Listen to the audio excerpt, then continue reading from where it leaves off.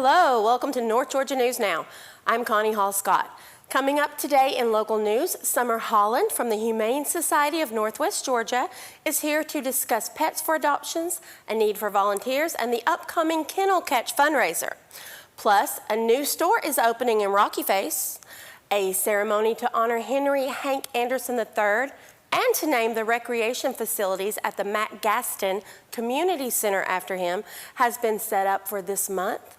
Later, we'll get into some state news, but first, here's your local weather. Today's local weather is brought to you by Built Well Bake.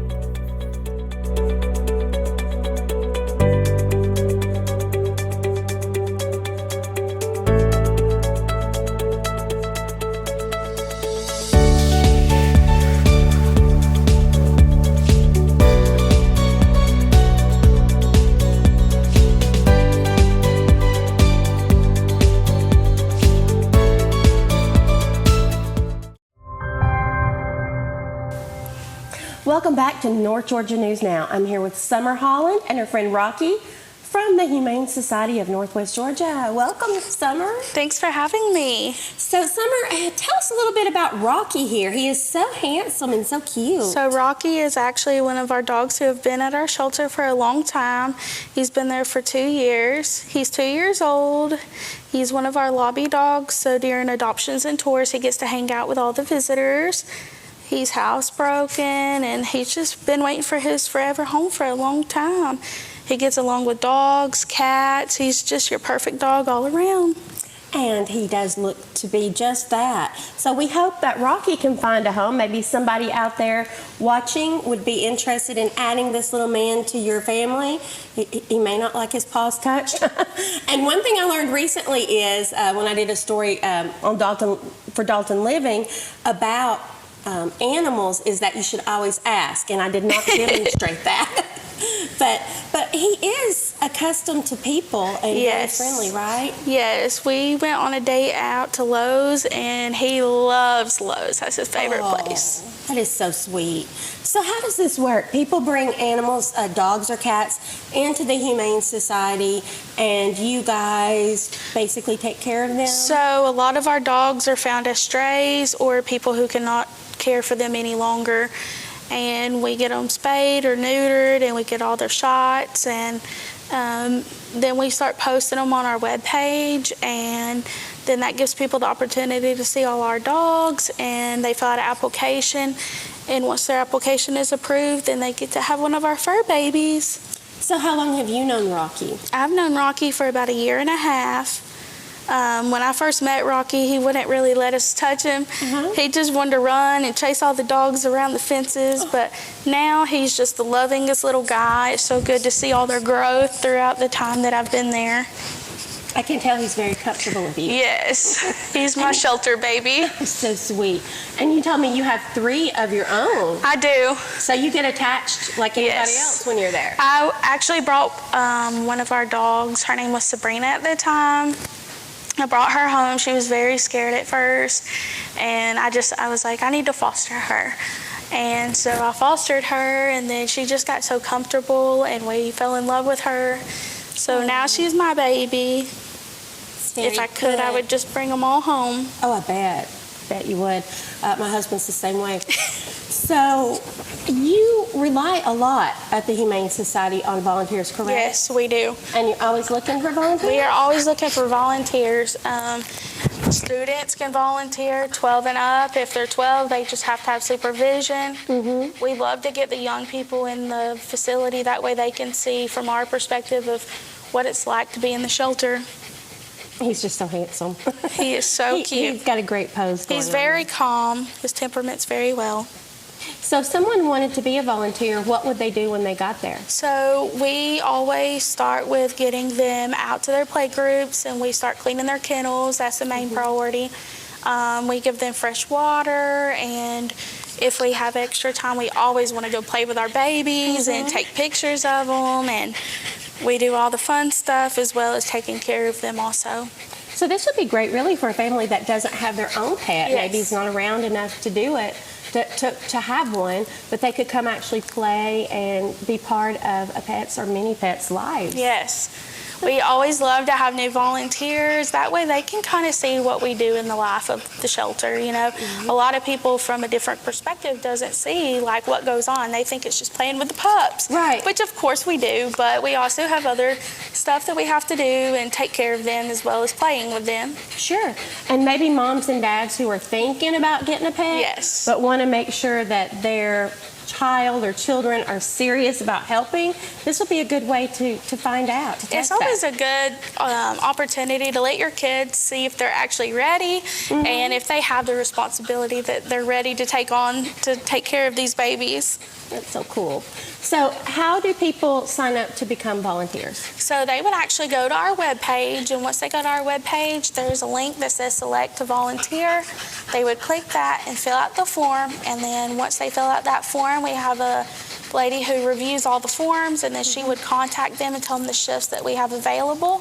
We have 3 shifts a day, every day, 7 days a week. Every holiday, we always are ready for volunteers. Oh, wow. Even on holidays. Yes. That's nice. Where's your website? Our website is hsnwga.org. Okay, and Summer, real quickly, you guys are coming up on a big fundraiser that you We do are. every year, and it's called Kennel Catch. Yes, we're so Yes. excited. So what is this? So Kennel Catch is where we hope that we raised $15,000 last time. We really want to raise $30,000 this time. Oh, wow. We currently have 185 animals in our care, and it takes a lot of money to take care of all these animals.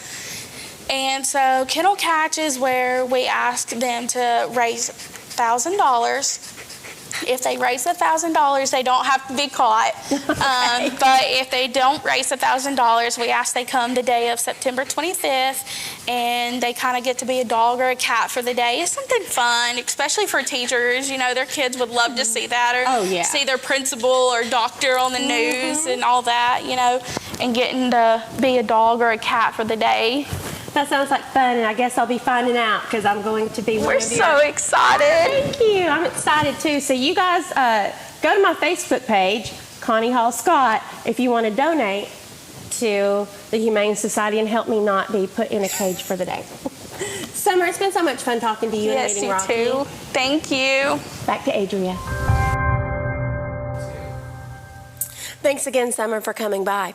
Now, jumping into your local news, residents of Rocky Face and the Tunnel Hill area will soon have a new shopping alternative. Dollar General is building a store at the intersection of Highway 201 and Chattanooga Road, Highway 41, according to an article by Charles Oliver of the Daily Citizen News. In a statement, a Dollar General representative said the new store is slated for opening this fall, pending smooth construction progress. There are no plans to relocate the Tunnel Hill store. The new Rocky Face store will employ approximately 6 to 10 employees, depending on the individual needs of the store, and anyone interested in joining one of America's fastest growing retailers with competitive wages and benefits, world-class training and development, and the ability to further their career through Dollar General's growing organization may apply for available positions online at dollargeneral.com/careers. In its statement, the company said that Dollar General sells quality name brand and private brand merchandise such as foods, health and beauty products, home cleaning supplies, housewares, stationery, seasonal items, and basic clothing. In addition to high-quality private brands, Dollar General sells products from America's most trusted brands, such as Clorox, Procter & Gamble, Kimberly-Clark, Unilever, Kellogg's, General Mills, Nabisco, Heinz, Pepsi Company, and Coca-Cola. In other news, the concessions building and recreation fields at the Matt Gaston Community Center will be named in honor of the late Henry Hank Anderson III, who was an instrumental and influential member of Dalton's Parks and Recreation Department in the 1950s and 1960s. There will be a ceremony to dedicate the facility in his honor on Saturday, August the 17th at 10 a.m. at the Community Center. Anderson graduated from Allen College in Columbia, South Carolina, with a degree in recreation management. In 1952, he was recruited to work for the Dalton Parks and Recreation Department by John Davis. When he arrived in Dalton, the only facilities the city had were the swimming pool and a playground. During his tenure, Allen started a lifeguard certification program and free swimming lessons, and he instituted youth baseball, basketball, and football leagues. He also was instrumental in organizing funding for the construction of the first community center and upgrading numerous park facilities. After Anderson was passed over for the position of director of the department, he left to become director of Chapel Hill, North Carolina's Parks and Recreation Department in the 1960s, a position he held for the next 3 decades. A park near Chapel Hill is named in his honor. At the March 18 meeting of the Dalton Mayor and Council, Fred Johnson spoke to the council and suggested finding some way to honor Anderson's contributions to the city of Dalton. Members of the Parks and Recreation Department studied his history and presented a proposal to the Recreation Commission, which determined that naming the Matt Gaston Center facilities in his honor was appropriate. The Matt Gaston Community Center is located at 218 North Frederick Street. The public is invited to attend the dedication ceremony there on August the 17th, Saturday at 10 a.m. When we come back, it's Georgia News, but first, the obituaries.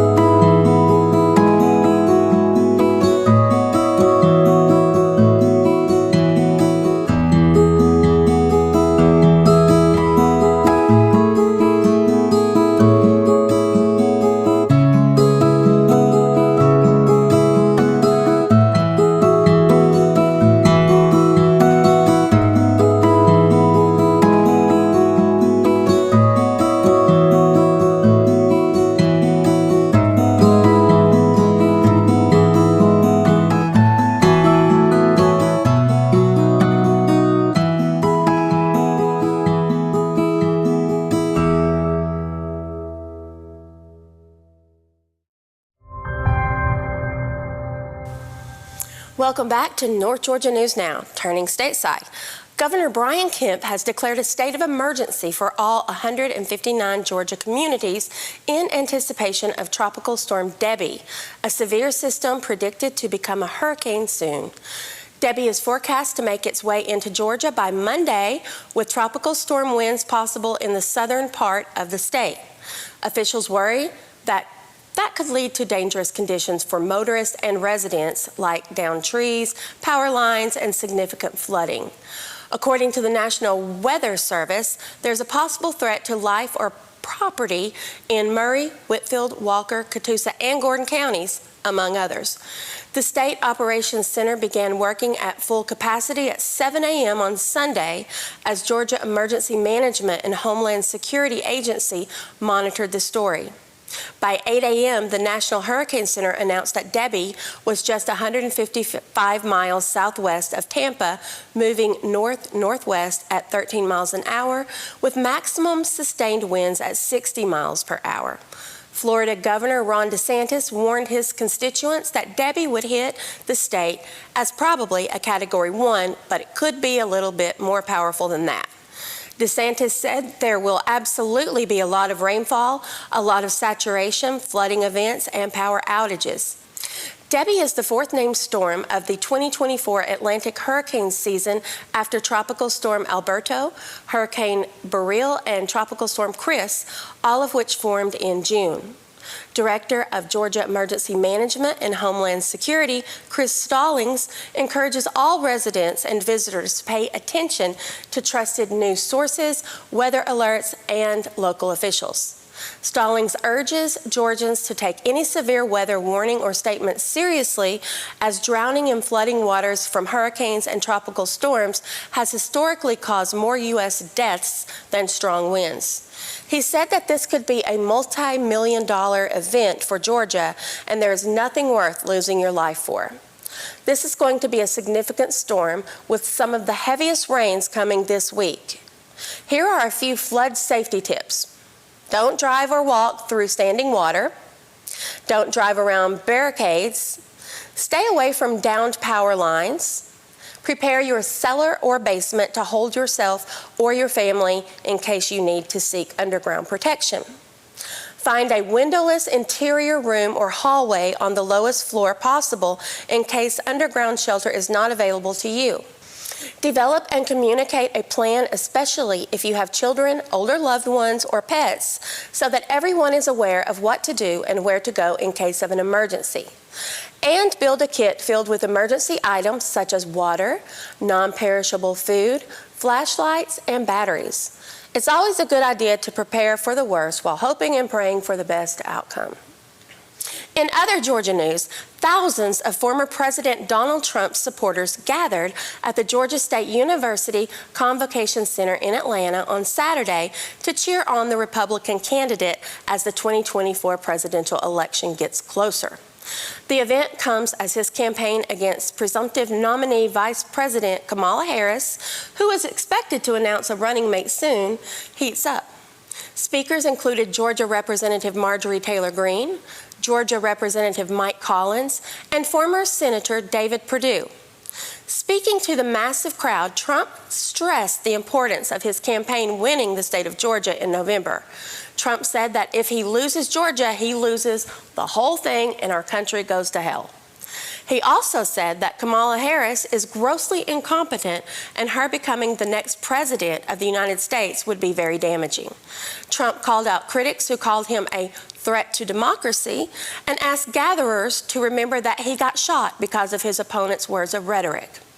As of today, Vice President Kamala Harris has gone 15 days without holding a formal press conference since becoming the presumptive Democratic presidential nominee. Harris announced that she has locked up the nomination late on July 22nd, declaring that she had won commitments of backing from a majority of the nearly 4,000 delegates to next month's Democratic National Convention. She has since hit the campaign trail, spoken at various events, and even chatted with reporters here and there, but hasn't done a formal press conference or wide-ranging interview in the last 15 days that have followed.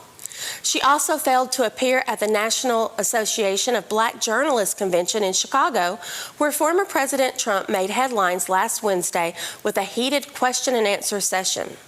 Last Thursday, she briefly addressed reporters at Joint Base Andrews as she and President Biden greeted Americans freed from Russia in a massive prisoner swap. Former President Trump's running mate, J.D. Vance, took the stage at Saturday's rally, starting off his speech by blasting the current presidential administration.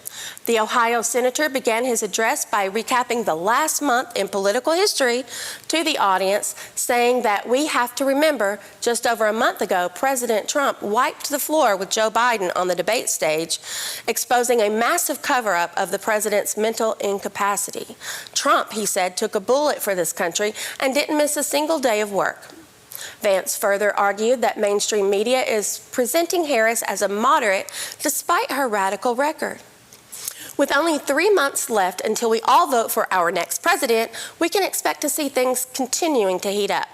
When we return, we'll share the North Georgia News Now community calendar. Stay with us.